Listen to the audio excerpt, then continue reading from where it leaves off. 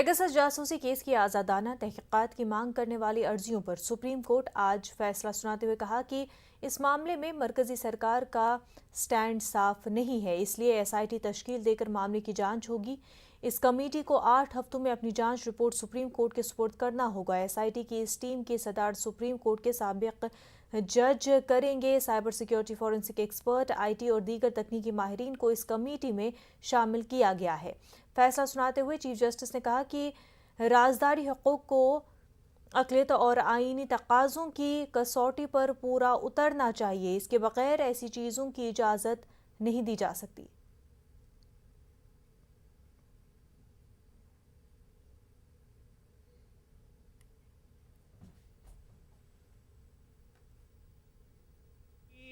तीन जज की खंडपीठ जो honourable chief justice of India के द्वारा हेडेड थी, उन्होंने अभी जस्ट जजमेंट दिया है पेगासस मैटर में।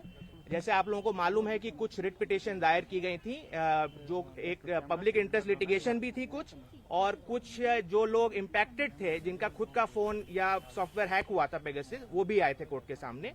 तो आज जो आंतरिक फैसला जो सुप्रीम कोर्ट का आया है, उसमें सुप्रीम कोर्ट ने एक जॉर्ज ऑरवेल की कोटेशन से सीक्रेसी के बारे में उससे शुरुआत की, और फिर जो राइट टू प्रिवेसी है उसके ऊपर एक लंबा डिस्कशन बताया कि राइट टू प्रिवेसी जो हमारे संविधान में है उसके क्या महत्व है और उसको स्टेट ब्रीच नहीं कर सकता है।